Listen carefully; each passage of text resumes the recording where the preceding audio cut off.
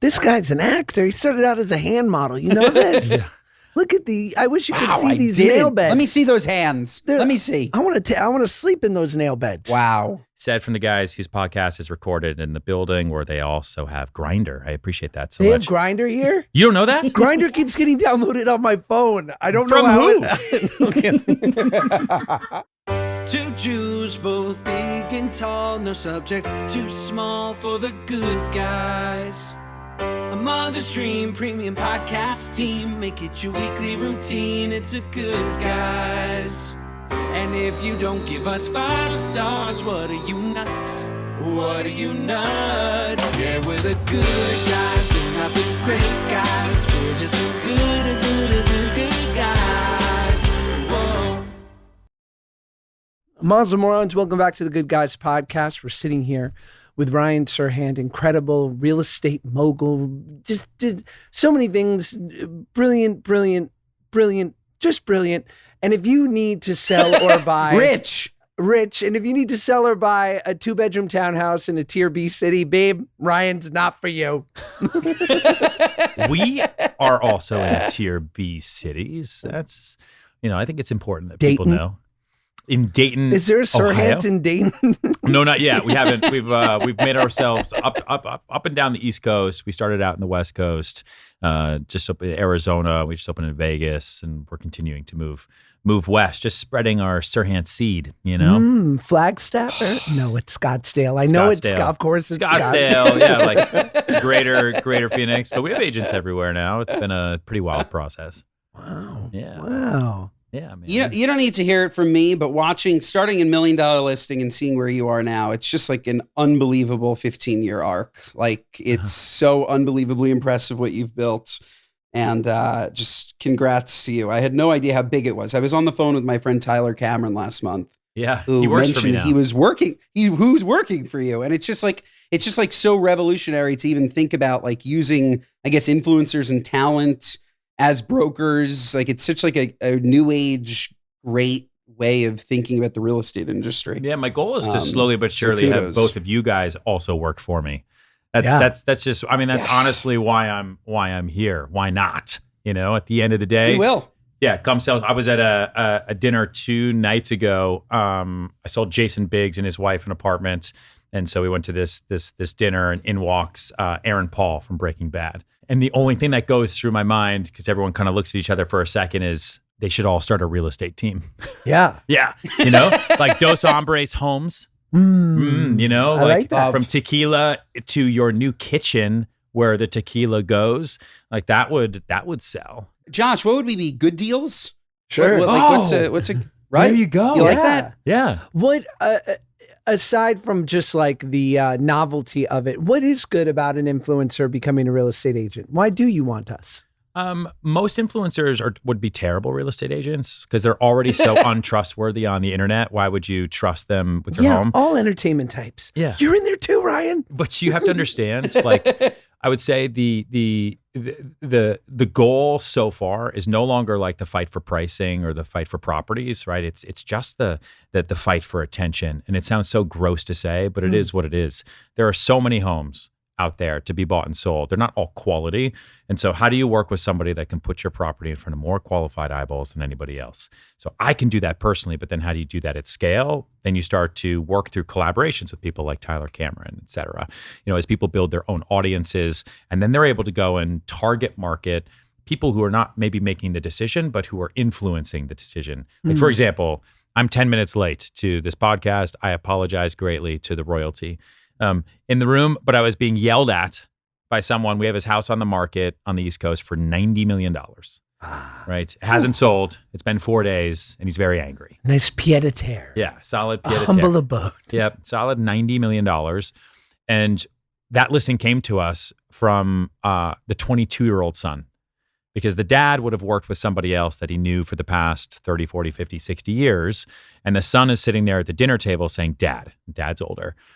If you die and you leave this with us, it's our problem. You don't need to be at this house anymore. It's time to sell it. Let's go. Let's move it.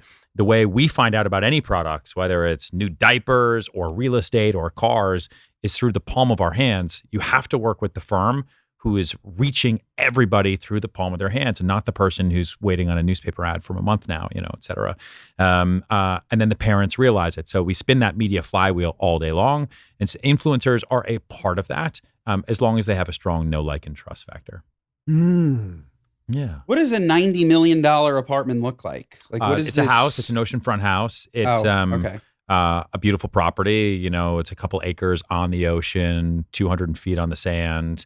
It's your price point is no longer attached to the property at that point. It's like the actual house at that point. It's the rarity of the lot, right? You're really buying location. It's the same thing when we sell properties on Central Park or on the water in Manhattan, or some of the beautiful properties you have here. It's okay. The house is great. What's my replacement value to go find something with that similar lot? And how long is it going to take? What's the cost of the capital if I'm going to have to go find a lot, pay the taxes and the maintenance for the 2 years it's going to take me to permit, and then the 2 years to go and build it? And by then, I don't know, like it's 2030. Am I still going to want it by now? So what's the premium to pay for something that's in the perfect location today?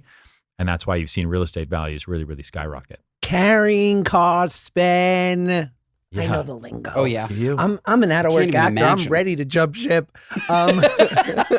What when you talk about getting yelled at by a guy who can afford $100 million house, so I assume he's a billionaire. Have you met a lot of patient billionaires? I do. Billionaires are either cut from two cloths, really.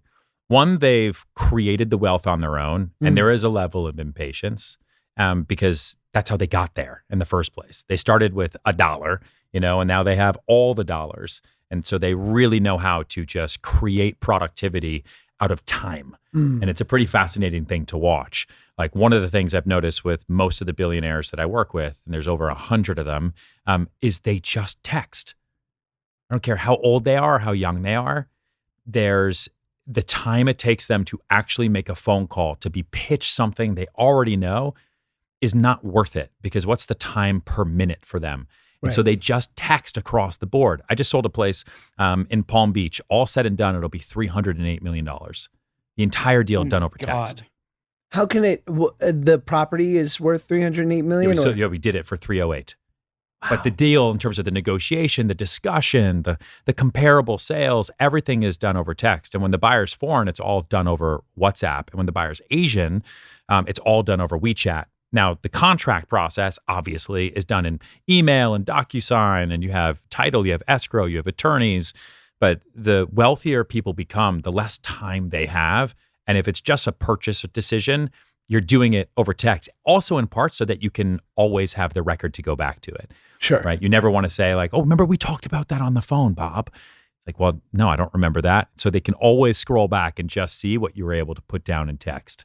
Yeah, if you get a call from me, like if I say we should talk about it on the phone, it's about to be some hot tea. Yeah. Like it's about to be some shit I don't want. Like there's going to be. Yes. Yeah, I could be implicated. No, I have another billionaire client. I think he's worth $16 billion right now. We're doing a relatively small transaction with him, and he has lots of questions, and it's all over text message. And I'm like, and I actually wrote back. This was a couple of days ago. I'm like, you can always call me. He says, sorry, don't have the time. Like, I get it. But the amount of time we're taking texting versus what we could do in like a simple phone call.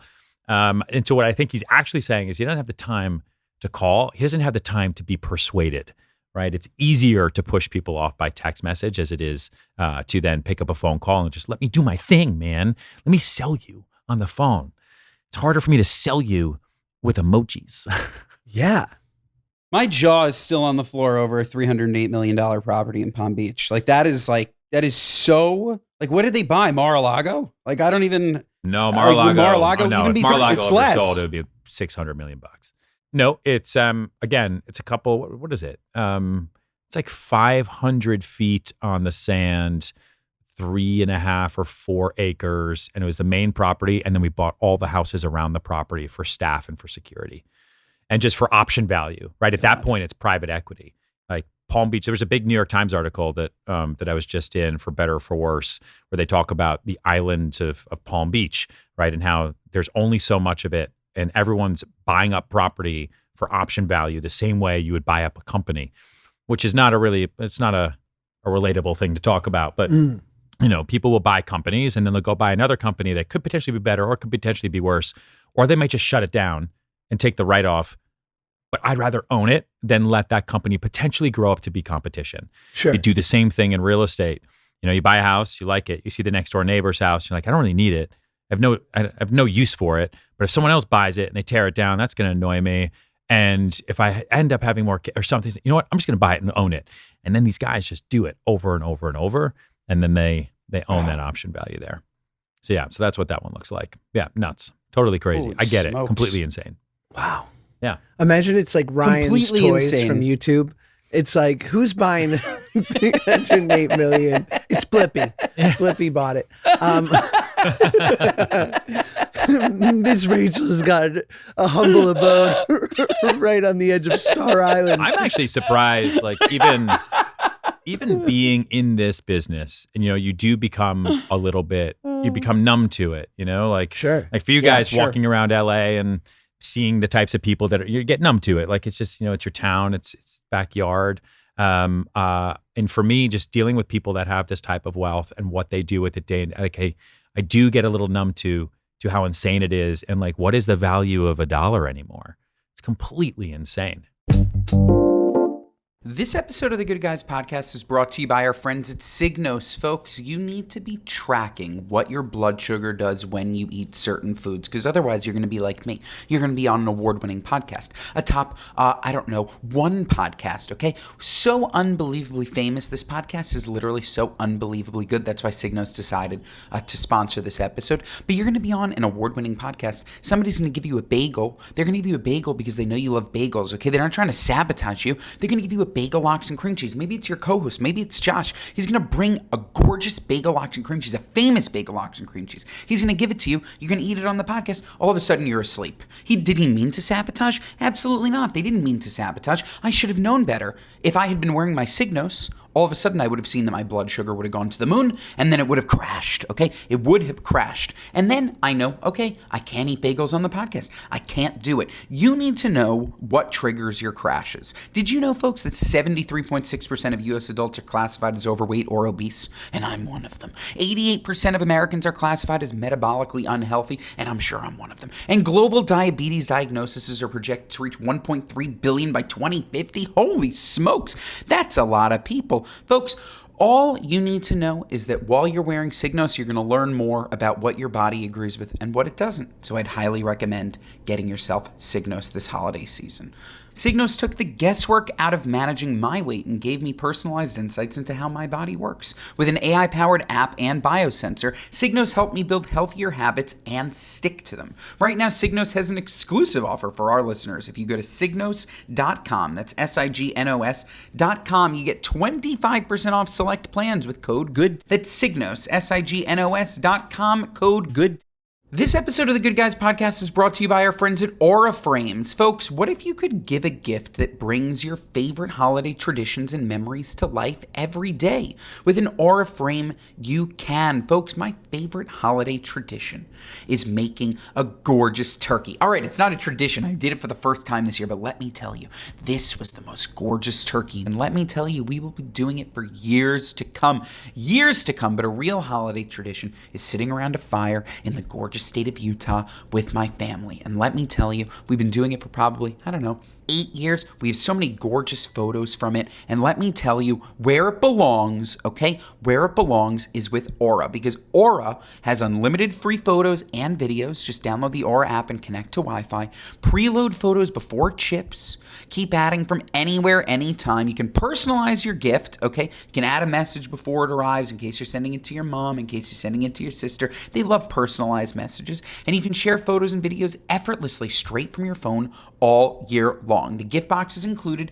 Every frame comes packaged in a premium gift box with no price tag. Folks, you can't wrap togetherness, but you can frame it. You can take your photos. I can take my gorgeous turkey. I can take my gorgeous photo of us in front of the fire. You can take a beautiful photo of grandma asleep on the couch, and you can frame it for a limited time. Visit auraframes.com and get $45 off Aura's best-selling Carver matte frames, named #1 by Wirecutter, by using promo code GOODGUYS at checkout. That's AURA, frames.com, promo code GOODGUYS. This exclusive Black Friday Cyber Monday deal is their best of the year, so order now before it ends. Support the show by mentioning us at checkout. Terms and conditions apply. Again, folks, $45 off with code GOODGUYS. Aura Frames is the perfect gift, so you gotta shop now to get those holiday savings. And this is exclusive for the $45 off Carver mat with promo code GOODGUYS at Aura Frames, AURAFRAMES.com, promo code GOODGUYS. Do you get numb to the fees too? Like, I'm just thinking, like, sorry to count your money, but like a $308 million transaction is like 60 million in fees, right? No. Like, do you get numb to the fees? It's not. No, it's It's- buy side transactions. Yeah, it's 3%. So 9 million. 3%. Yeah. 90. No, 90. you're doing math. So are you differently. numb to the fees? No, you're doing math wrong. Okay. You're doing math wrong. It's It's doing okay. math 9 wrong. million. Yeah. Right, Yeah. right.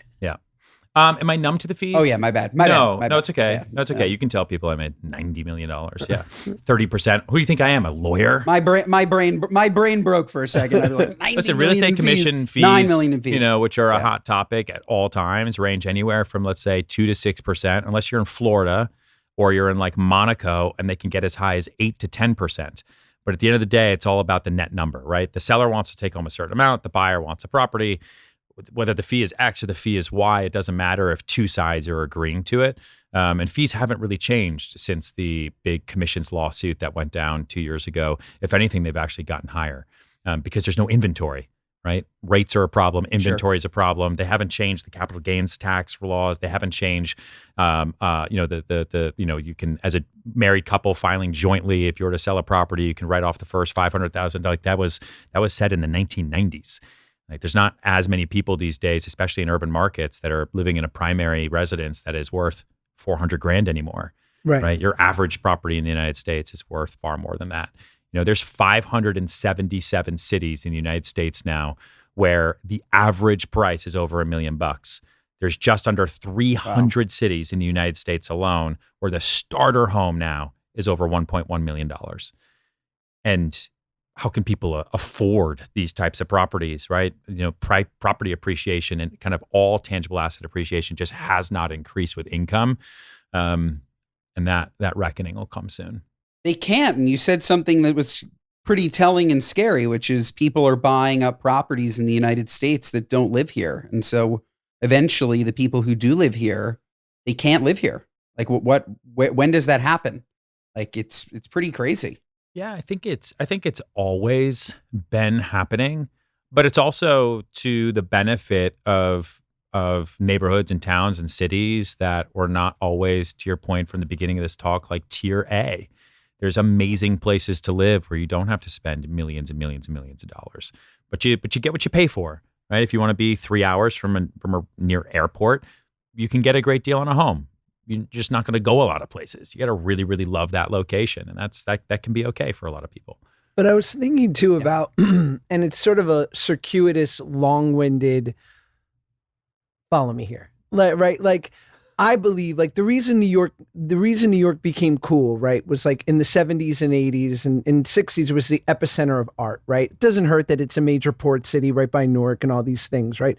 But it tends to be the cool people attract the rich people, and then the rich people gentrify it and drive out the cool people, right? Yeah. It's sort of like this interesting elliptical cycle. So if it's impossible to make cities like New York affordable, maybe it's possible, but it seems harder and harder every year. If all those cool people, if everyone just says, no more Bushwick, I'm not moving, we're not going there, right? Let the rich eat themselves. Let's go make, I don't know, Dayton awesome. Right? You are obsessed with Dayton. Let's Ohio. go crush. You love that town. Yeah, let's go. Let's go to where's Biden from? Scranton. Let's make Scranton lit. PA, Right? let's go. Yeah, like what if they all just said like, no, we're not going to go there. Like, does that do anything? Does that make If another wealthy city people great? say that, No, if like the cool people go and say like, we can afford this place and like, let's make it cool and let's let the rich people enjoy their like $20 lattes that are actually going to become less and less exciting. I don't think that's ever actually changed. I think from the dawn of time, New York City was run by the gangs of the rich and the gangs of the poor. They've just grown, exorbitantly ever since then. Like you think the original row houses and townhouses, the Rockefellers, the JP Morgans, J. Pierpont Morgan, was building buildings for himself well before the 1970s, Right. Well before. The artists still need to pay their bills too. They still want people to buy their art. And so they want to be in a place that has a confined audience of wealthy people who like that. So Manhattan still to this day is a great place to do that. There are still affordable places to live. I mean, you have to sacrifice quality of life. And today's generation, I think every generation thereafter doesn't enjoy sacrifice as much because they don't know what it gets them anymore. There used to be a promise that sacrifice came with reward. I don't think that promise exists as much anymore, especially when you can just get on your phone from Dayton, Ohio, or anywhere else in the world, show a little toe and maybe make some money, right? Why go learn how to paint and try to sell it to Wall Street bankers in Manhattan anymore, right? That art form has now moved 100% into the phone, and you don't have to live somewhere you don't want to anymore. Which has democratized talent. I think it's for better or for worse. But I don't think New York has actually changed. I think it's just become higher and higher and higher on both sides of that totem pole. You can still make areas cool, Josh. That's like a thing. Like you want to move with 100 of your best friends and pick a shittier area now. If you wait 30 years, it won't be shitty anymore. Like if you look at Deal, New Jersey, I don't know if either of you guys know what that is, but it's like the South Shore of Jersey. In the 1960s, a bunch of Syrian Jews got together and said, we're moving to Deal. They bought houses for $75,000 that are worth $15 million. It's just it's crazy. Is it anti-Semitic that I thought our people went, what, it's called Deal? I'm in. Yeah. No, it's not. And it's crazy. It's like, Josh, $75,000 for oceanfront, $15 million Awesome. to $50 million today. But it was nothing. Like that's what I'm saying. Where do you want to go? Let's find somewhere. I went last year. I had some work that took me to Surfside, Alabama, like on the water. Like the Gulf Shores of Alabama are unbelievable. Yeah. Like to your point, Ryan, they're far as fuck from an airport. Yeah. We can get some pretty sick sandy beaches. People like oceanfront, and they like to be incentivized. You think about what's happened in Florida. Florida is the most commercially incentivized state in the United States. Like you have oceanfront, you have probably the best tax situation. You have good schools, you have ridiculous safety for the most part, right? And it's actually a pretty small state because it's purely coastal. Not a whole lot of people live in the middle. It's heavily swampland when you really look at the state. And most states just don't think that way. Right. I think, their operations down there and the reason property values have increased so much is because it's governed from a point of let's create as much as possible. We're not going to take from anyone. We're going to create. If anything, we'll remove any hindrances to being here. We'll just create jobs. We'll create land. We'll create reasons to be here. Places like New York, places like California lead from the foot of let's take. There's a lot here. We're the best of the. Let's take as much as we can, and then we'll figure it out. What happens in Florida to real estate prices if they do remove property tax? Do they just skyrocket? I don't know if they've already skyrocketed, man. I just sold a place. What day is it today? Monday. So I guess Friday. I think pre-COVID, this house in North Palm Beach was probably $35-40 million. Nothing's been done to it other than just life has happened. We just sold it for 75. And the property taxes at that point, right, are roughly 2% of the value every year. They're not, this person's that buying that isn't really thinking about the monthly costs as much. Sure. Right. As Sure. much. I think it will definitely increase. It'll increase property values for sure. But does it increase them in greater percentage to what we've already seen over the past 5 years? I'm not I'm not completely sure. At the end of the day, Florida is going to need to make their money to hit their budget anyway. So if it's not on property taxes, it's elsewhere. Property taxes in Florida are much higher than they are in New York. Much higher than here. Yeah, Double. of course. Yeah, much. So but they don't charge you in other ways. They let you make money and put that money back into the economy and back into the system. It's a hard thing because I'm very pro California just because I think it's hacky that everyone shits on it, even though we are deeply imperfect. But like you think about like Hollywood was really brought here because of the weather. Yeah. Right? It's just great like weather. Nothing crushes a set. Nothing calls for an insurance day quicker than rain. Yeah. Right? If you're planning to shoot outside. And so it's a shame that leadership over the last like decade and a half allowed everything to leave LA. Yeah. Because there's nothing like hearing like, where does it shoot? Yeah, and they're like, Montreal, LA. And you're like, I'm in. Yeah. Like, the script's bad. I'm like, who cares? Yeah. Because you get to go home to your family every night. It's amazing. Yeah. And I just don't like, if for some reason Hollywood really does, in quotes, leave LA, there'll never be another Hollywood anywhere. Yeah. It just will cease to exist. And there'll be outposts around the world, London or beautiful Atlanta, like where they make stuff. Yeah. I mean, you're seeing production studios pop up everywhere. There's a new one that's being built on the west side of Manhattan right now. Jersey. That's never existed before. Netflix has their whole thing in New Jersey. They're building everywhere. I think the idea of Hollywood never goes away. I think the location probably just changes, kind of like everything else in the world. Wall Street, I mean, you go to the stock exchange for like the last 20 years, it's like the same four dudes, they're not processing the amount of quant trades that Citadel Securities is doing. They're not doing it from the floor, but it's a moment, right? It's an idea, and it becomes some more symbolic than anything else. So that'll probably be what Hollywood becomes, and might become the movie premiere capital of the world, and not the shooting capital of the world. Right. As there just have to be other places to make movies and to make content. Wow. This episode of the Good Guys Podcast is brought to you by our friends at Vital Vitamins. Folks, do you know Vital Vitamins? If you don't, I'm about to tell you a lot about them. I love them, and since 2018, Vital Vitamins has delivered over 4 million no-nonsense supplements. They are trusted by over 400,000 customers to help them look better, feel better, and age better. All of their products are thoroughly researched, rigorously tested, and made in the USA. USA. Folks, we all want to look good, stay sharp, and age as slowly as possible. But how? I'll tell you how. The age-defying bundle from Vital Vitamins fully supports those goals. We got Multi-Collagen Complex Plus. We got Brain Booster Plus. We got NAD Plus. We all know consistency is key for supplements to work, and capsules make them so easy. No need to make a smoothie with messy, bad-tasting powders. Ew. I'm telling you folks, I've been trying Vital Vitamins, and let me tell you, these 3 simple supplements that are all third-party tested and made in the USA are fantastic. I feel sharper, my skin's more gorgeous than ever, and my routine is finally consistent. Go Vital Vitamins. So folks, if you want to try them for yourself, Vital Vitamins is offering my listeners 20% off all orders with code GOODGUYS at myvitalvitamins.com. That's myvitalvitamins.com. Vital Vitamins, again, folks, is offering my listeners 20% off all orders with code GOODGUYS at myvitalvitamins.com.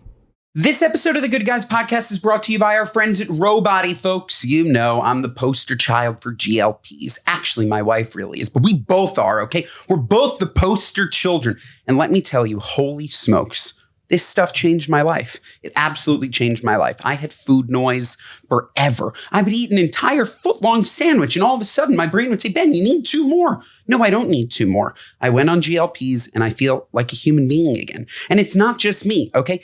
Everybody,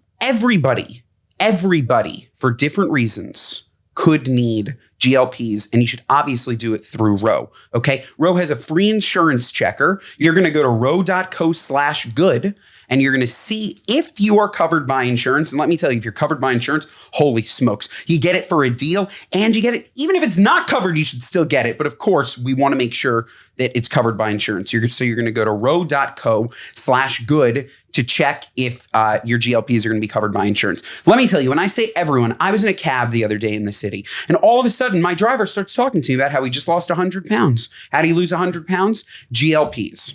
How did he lose 100 pounds? GLPs through Ro. That's right. My cab driver went to row.co/good. Okay, I don't know if he went /good, but he went to row.co, went on the insurance checker, got prescribed, and it changed his life. And it can absolutely change yours. So go to row.co/good, because it's not just about losing weight. It's about having more mental clarity. It's about being able to get up for your family. It's about having energy, folks. Energy and looking svelte. Don't I look svelte? Row.co/good to look svelte. Go to row.co/good to see if your insurance will cover your GLP-1s for free. Go to row.co/safety for boxed warning and full information on GLP-1 medications.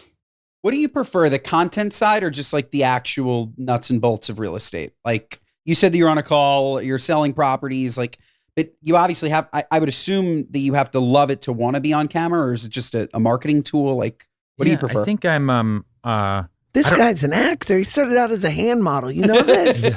Look at I wish you could see these nail beds. Let me see those hands. Let me see. I want to sleep in those nail beds. Wow. I think, That's a beautiful hand. Beautiful. said from the guys whose podcast is recorded in the building where they also have Grindr. I appreciate that so much. They have Grindr here? You don't know that? Grindr keeps getting downloaded on my phone. I don't From know how who? What are you talking about? Our driver pulled up and he's like, is this the building? And all it says outside, for you to go in, is just Grindr in huge letters. I'm like, Josh, this is 100% the building. That's my style. This is definitely Shout out. Shout out to my wife and my sham marriage. Who what a lavender relationship you have. Who downloaded Grindr on my phone? It's hysterical. I think I personally need both, like the creative and the content and the show. So owning Manhattan and Netflix gives you a lot of freedom just to play. Like they need to create so much content. So unlike Million Dollar Listing on Bravo or any of the other Bravo TV shows I did, which were all like, this is the Law and Order format of real estate. This is the Law and Order format of Housewives, right? Where you're just hitting formats so that when it plays in reruns all over the world, someone can turn it on any season, any episode, and they don't have to leave. They 100% get it. Yeah. Netflix is the opposite. You need to go find it at all times. There's no reruns, right? So the lack of the rerun commercialization has totally changed how content has been created, and to keep on platform is where that hook and cliffhanger, and the fact that episodes aren't hours anymore. They're all sub 40 minutes, right? Because they want to get you to completion. It's all about completion rate, hook and cliffhanger and tell that story, which means we get to kind of have more fun because I don't have to stick with a certain format. But the part of my brain that enjoys the content side, I think wouldn't be fulfilled or legitimized or have any credibility if the other part of my brain that enjoyed building business existed.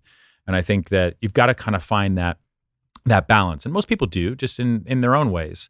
My little brother's a banker, and he has a local gym for, group fitness classes in Walpole, Massachusetts. And that's like, he loves that, right? That's one part of the brain. And then he goes and he, raises money for pension funds or whatever he does all day, Monday through Friday. So I like being able to do both. And I like that our medium is so visual that I am able to walk that fine line, and it's become more acceptable over the past couple of years than it was, at least at the beginning of my career. It was very goofy and took a lot of hate for it early on, but slowly but surely I'll kill everyone and I'll just win.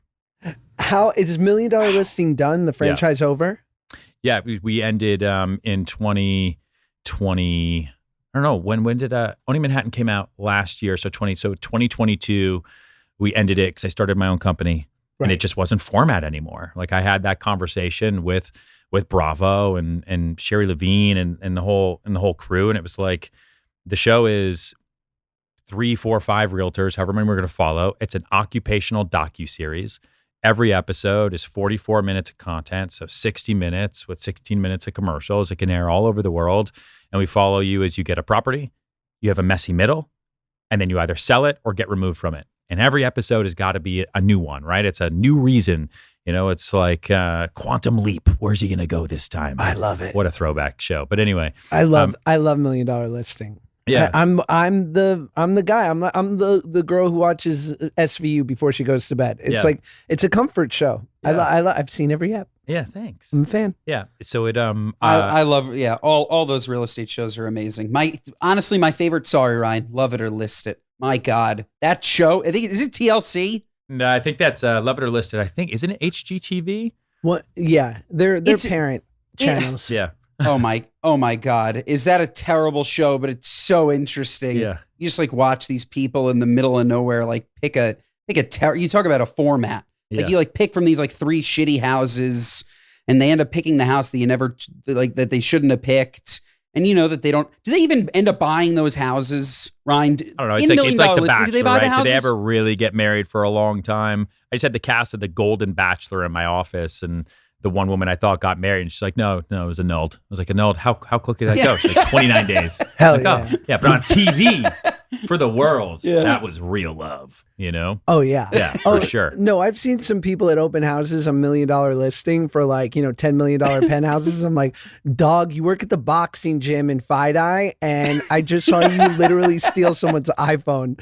Like, you do not have 10 mil for this escrow. But The dream's Oh, alive, it's funny. though. The But dream's alive. all the shows are done, right? Aren't all the $1 million, like LA's done? Yeah, LA finished. I'm not too sure, kind of what happened there. I know for a fact though, ours, like just the format changed, and it wasn't and I bring up the Law and Order, analogy because that's what they said to me. They're like, now imagine if you were watching season 11 of $1 Million Listing New York and you turned it on, you want to see, the 3 of you go at it, but one of you has decided to start his own detective agency. It just breaks format, right? It breaks format. At which point I said, okay, got it. It doesn't make sense to do this show anymore. No problem. The woman who cast me in 2010, her name is Jen Levy, and she had gone over to Unscripted at Netflix. So within like 4 minutes, the broker that I am called her. It was like, hey, I have an idea. You need a New York City real estate show on Netflix that'll play well all over the world. I have a show. It's called House of Serhant. I was just making it up as I was going, Yeah. right? Brokering the dream, the idea. I have this building in Soho. I started my own company. We should follow the goings on of the agents in this office, but it'll be more about deals. I want it to be a deal show, not just a listing show. So people who like deals, they like entrepreneurship. And it'll be like, what happens if Succession met Vanderpump Rules? What does that look like? And they're like, I don't know if that show should exist. I'm like, it should. Yeah. And then we shot the reel, and then we pitched it to them and went forward with it, and then that turned out to be Owning Manhattan, and that's how that went down. And it's happened incredibly quickly. Yeah. Now season 2 is here, and it's probably the greatest TV show in the history of the world, next to yours. What we hear more and more, right, is like the American suburbs was created by the car companies, right? Like the idea that we were never supposed to, for thousands of years, we lived in these small little tight areas, Yep. and because we all had to borrow and share the same resource. And then the car companies in the 50s were like, nah, let's build out, let's sell the American dream. You need property, you need things. And this way you have to drive there, and you have to drive into major cities. And so this cohabitation, in some ways it's as loserly as we all are thinking right now, which I agree with, kids not moving out till they're in their 30s. It's like, get it together. But then also in so many parts of the world that is a bit of the norm, right? Yep. Like, so what, I don't know. Good, bad? I don't know. The American in me goes bad, but I don't know. Yeah, because we've been conditioned to do that. I mean, think about any of the products we get sold to make our lives better, from, hey, go get a student loan, even though we have no idea how you ever pay it back, to go get a higher education, to go get a job we don't know if you're ever going to get that's ever going to pay you enough to be able to pay off this loan, but just go do it so you can pay us the fees, right? Or the home loan. We sell mortgages all day long to be able to enable people to afford homes they ordinarily, without cash, be able to afford. But the home loan is just as a product, right? It's just a product created by the banks to, how do we monetize real estate, which before home loans was not a monetized product, other than in potentially, renovations and things like that. It was, do you have the money to buy it or not? And think about everything now has become productized, with buy now, pay later across the board, Afterpay. All these companies are just huge because they're jumping onto the fact that people have less income than ever before. And they're saying, but if you still want that taco, buy now, pay later. And they're just going to rack up, it's not just going to be American debt. It's going to be global debt. I like buy now, pay hopefully. Yeah, buy now, pay maybe. Yeah. Buy now, pay possibly. People are doing pay over time on everything now. Like you literally go to check out on like something very small, and there's like an option to do, I don't know. I guess an 10 equal payments of $1.50, right? For something that costs $4. Like really small though. Like, like I forget what I was looking at on Amazon where it was like pay over time. It's like for something that's $100. Yeah. Like, and it's not an essential. Like, I was just like surprised. Just feels like it's like preying on people. But what if it's so interesting. Mortgage is a product. Like, if we just eliminated mortgages, it'll never happen. But like all of a sudden you could only buy what you could afford. Yeah. You'd We would all assume have that to the live market would stabilize. Yeah. You'd all have to live much, much, much smaller, and you'd have to live within your means, which is far, far, far healthier. You know, I don't necessarily, I think it's very easy to like point your finger at the banks and at capitalism.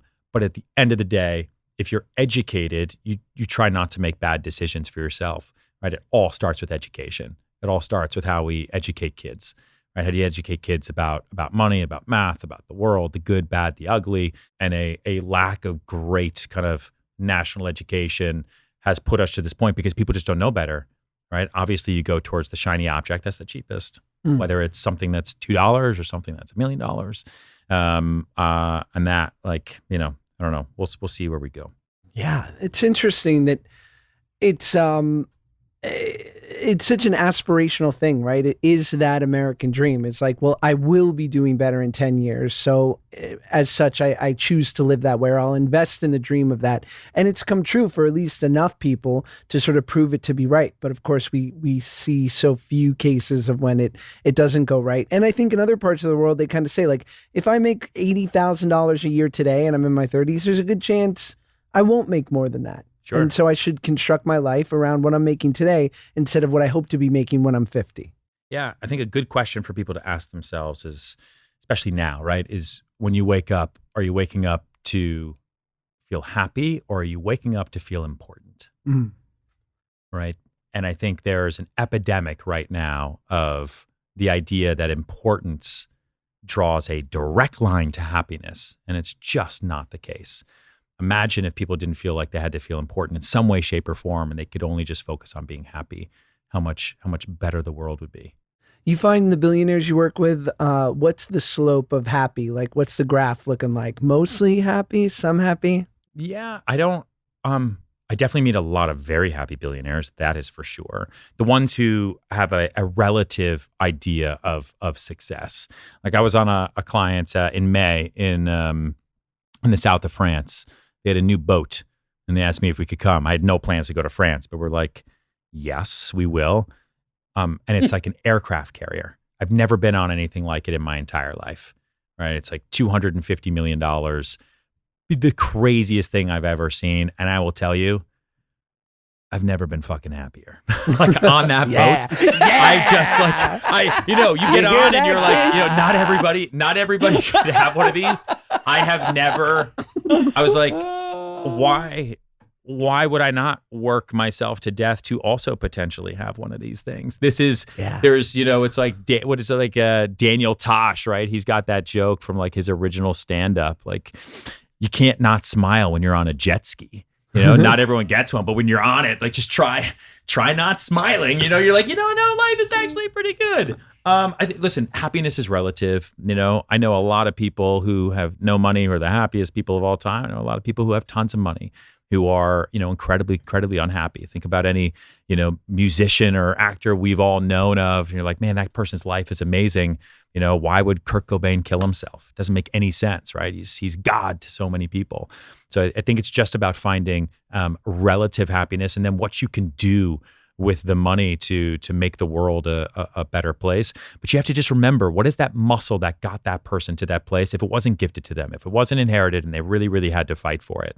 And there's a lot of people in tech who, by the way, whether they're in the right place or the right time, they came from a different place of the world. They had an idea. They were good at math, and they figured it out. And life just sort of found a way to reward themselves for it. But they had to really, really hustle, and the hustle never goes away. It's like a bodybuilder, right? You see them way later in life, and they're oftentimes just really, really fat, because what got them there, right? It's that compulsive, disorder of being addicted to doing so many things every single day to get them to that point, and they just still want that steak. They need all the steak, right? The hunger never goes away. The stomach doesn't adjust. Your time in the gym might adjust. Same thing for people who are incredibly, incredibly wealthy, right? The hunger to win and the hunger for more just doesn't change. So I see a lot of those guys start 15 different companies. They hate it every single time, but they just don't know another way to move. I'm not shocked that you said that you enjoyed the $250 million boat. Like, I don't think that there's anybody in the world that wouldn't, but I wonder if owning it would give you the same pleasure. Like, at least for me, like I would absolutely love to be on a private plane. I don't want to own a private plane and deal with it. You know, like there are some of those luxuries, even as you're talking about owning an apartment in Manhattan, all of the list of things that you went through. I love having a landlord because I get to tell him that my dishwasher is broken and I don't have to deal with it. I like telling him that like there are so many, like maybe this is just like a personal thing. Like I love experiencing luxuries. I don't want to own that luxury. Yeah. Because it's then not a luxury. It's a job. Like I don't want the job of owning a boat and parking a boat and having, like, you know what I mean? Like, but the best part is once you're at that level, you don't. There is no job. That job is someone else's problem. You never actually think about it. Like you never are concerned with the cost of gas. I mean, people bring that up when they don't have these things. They talk about, oh, but the cost of this, that, the other, the brain damage of you don't owning even think it. about it. You don't. It's not even a concern. It's wrapped up into the total kind of purchase price, if you will. I'm going to own a boat. What does it cost yearly to dock this thing, to fuel this thing, to staff this thing? So it's the cost of the boat plus the annual coverage. I have an entire staff of 30 people who just deal with it. I never want to deal with it ever. Don't ever even bring me a problem, right? I've made it to this point in life where I don't have to think it through. The minutia, the brain damage of the work to own luxury items actually doesn't exist. I mean, you see it all the time, whether it's Bill Gates or Kim Kardashian recently being like, I wish I knew what the cost of a carton of milk was. It's like a carton. First of all, a carton. Hell yeah. Yeah. Solid. Yeah. But Josh, before you brought up just like the happiness of like a billionaire, like are they really happy? And I think what's interesting is like the people that you're describing that can own a $250 million boat and not care about carrying costs are that's like the 1% of the 1% of the 1% of billionaires.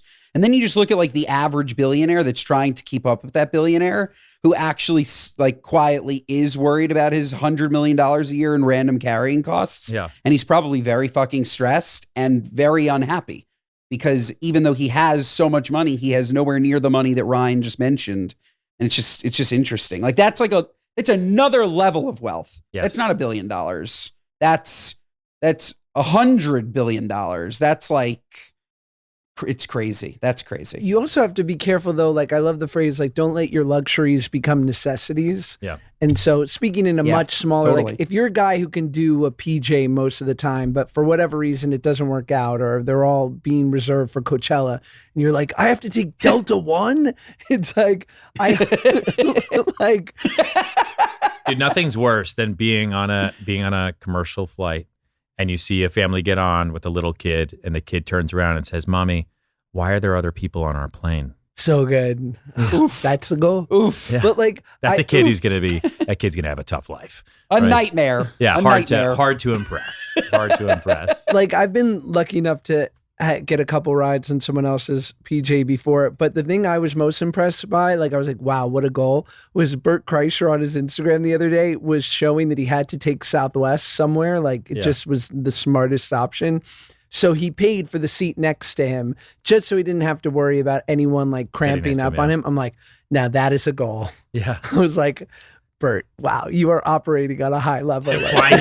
Flying for a family of 4, but you buy 8 tickets just because. Yeah, that's sick. Yeah, that's it. Or like you just get the row in front of you so your kids can kick the shit out of Yeah, this flight is commercial for everyone else. Yeah. You know? That's kind of, I'm like, now that's something I would strive for. Yeah. Is there a story of someone, have you observed billionaires being petty in certain ways? Like or like when you work with super wealthy clients, are you ever surprised by them being petty about certain things? Yeah.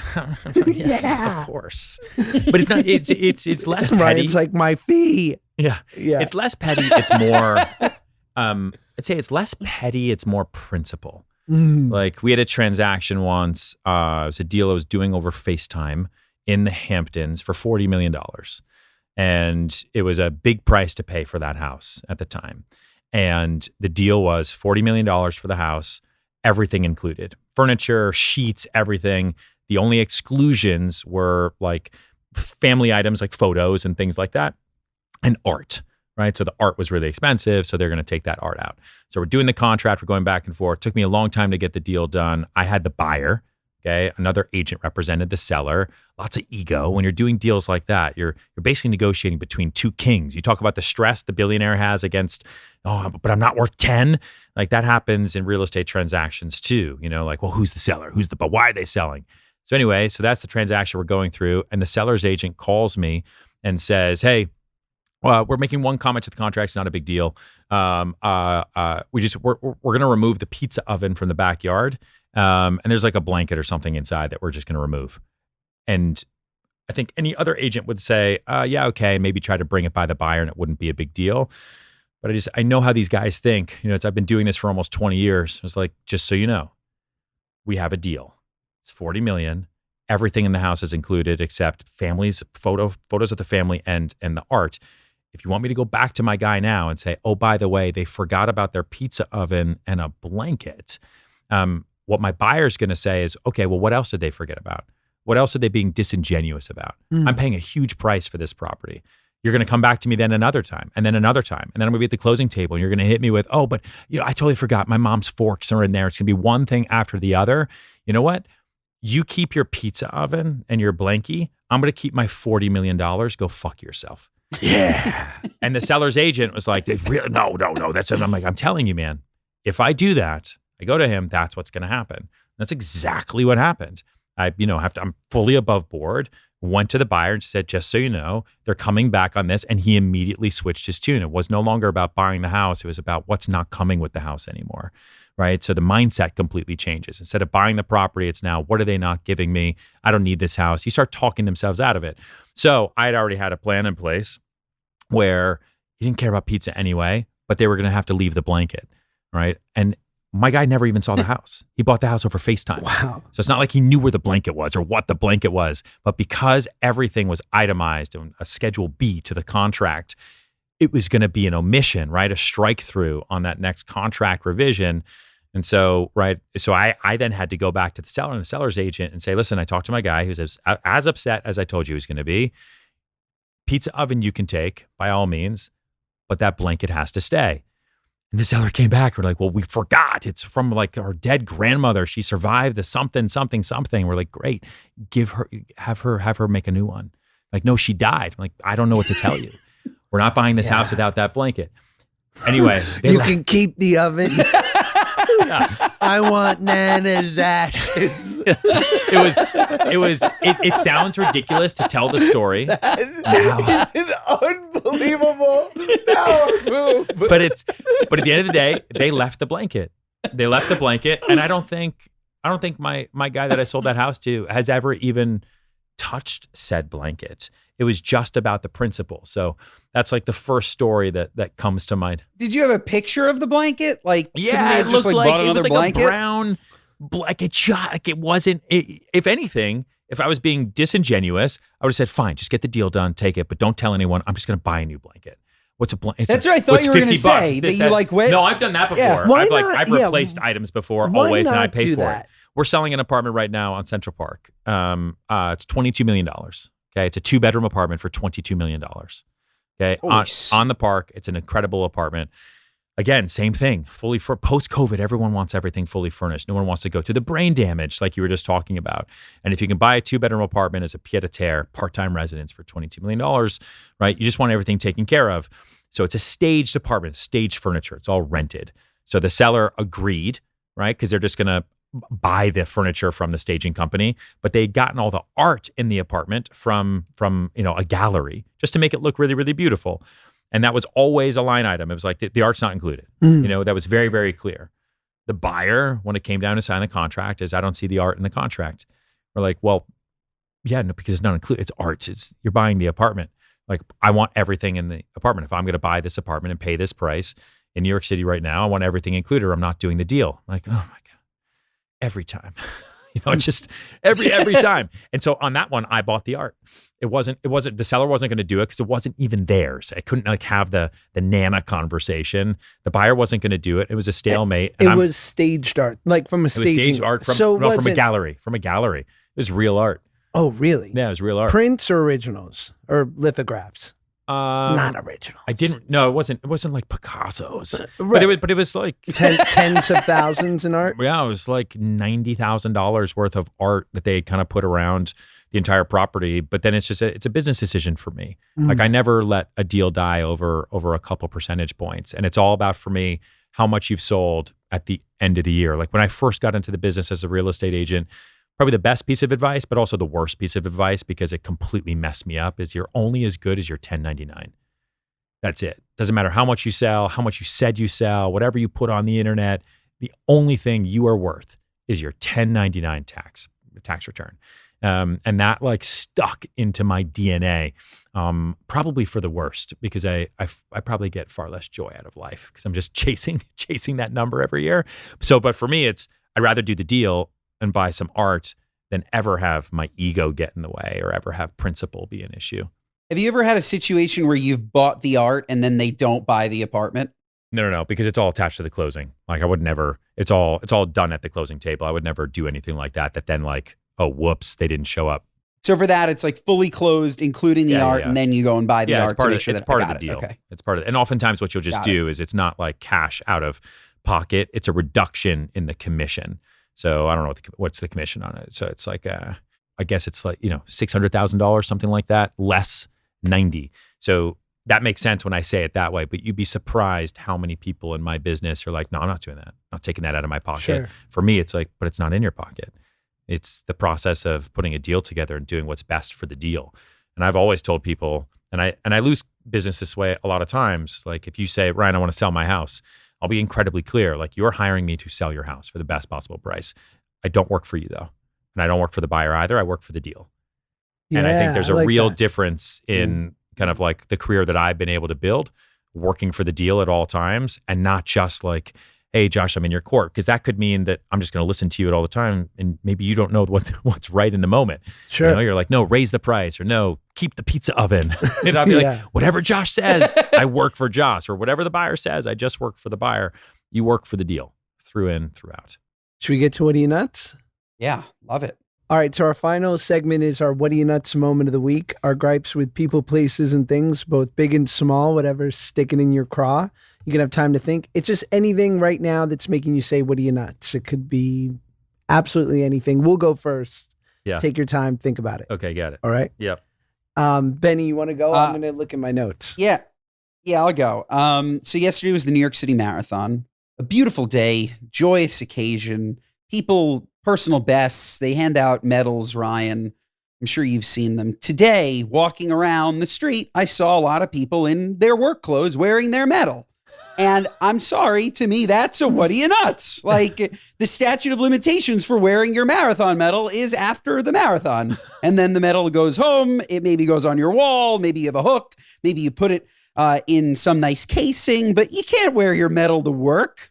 What are you nuts? It's over. It's done. It's kaput. What a statement. I'm better than you on a Monday. Yeah. How was your Sunday? Guy in the suit fully walking down Lexington Avenue, Yeah. full marathon medal. It's like, all right, Chad, we get it. Yeah, We get it, Chad. Yeah. The other day, Fuck Chad. my What Are You Agreed. Nuts is on the other day. It was Halloween, and I went to lunch at my wonderful friend, the Rosenthals, friends of the show, Phil Rosenthal and Lily Rosenthal, have a new restaurant called Max and Helen's, a diner on Ooh, Larchmont gotta go. in LA. So damn good. And I'm leaving and I'm on a food high and I'm walking down the street and it's Halloween. And so I see this, 20-something girl walking by and I go, Billie Eilish. And she goes, huh? It was just a girl in a backwards cap. What am I nuts? She was just wearing a backwards baseball cap. Really bad. That is so funny. That's like asking a woman when she's expecting and she's just eating good. Yeah. She's, Yeah. Is it a boy or a girl? She looked cool. it's my lunch. That's what it was. It was my lunch. With the balloons and everything. That's funny. I don't have like a specific thing off the top of my head right now. Although the hotel I checked into last night took me 3 rooms. 2 rooms were really, really smelled a cigarette smoke. And it's very rare that I have that issue where I check into a hotel room and it smells of cigarette smoke and I go downstairs. I'm like, hey, sorry, it's just not my vibe. And like, no, we have one better. And it's like worse smelling of cigarettes. Was your hotel in Glendale? No, it's whatever one's by your house. Wherever that is. No, I guess my what are you nuts is this is such like an office thing for me. Like and this happens to me every single day. Where people say, can we just put that into email? And then they don't read email. It's probably like my biggest pet peeve of the year. It's when people ask to have things put into writing and they don't actually read what has been put into writing. And I think there should be like, capital punishment for people like that. Yeah. Like I don't think it's okay anymore to like tell people, sorry, I'm bad at texting. Like the amount of people that I talk to, especially younger people, is like, I'm just bad at email. I'm like, motherfucker, you told me to put it into email. I need you to go outside, go out back. There's a truck. The door's open. Just get in there and I'll never see you ever again. And I think that's okay. There's too many people on this planet anyway. That's why rent's too damn high. Yeah. Mass kidnapping. What are you, nuts? Yeah. Ryan's social guy just went, Ryan, shut up. Jackson's like, finally, fucking, we're talking about something clippable here. Yeah, something I can use against him. Yeah, down the line. Yes.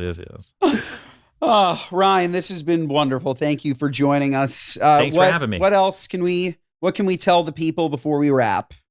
Owning Manhattan season 2, Netflix, December 5th. Greatest TV show ever. Honestly, I think it's a great arc, and it's like very different from the first season. So if you like real estate shows, if you like entrepreneurial shows, if you like shows that just really, really stress you out, but they're also sexy, fun, and cool, it's a good one. I love them. Yeah. I know what I'll be watching over the holidays, and I'm sure, Josh, you are too. Folks, Ryan Serhant, this episode is 5 stars. Otherwise, what are you, nuts? Listen to us wherever you get your podcasts. Watch us on YouTube. Share our clips, Instagram and TikTok, Mondays and Thursdays, folks. We will see you next time.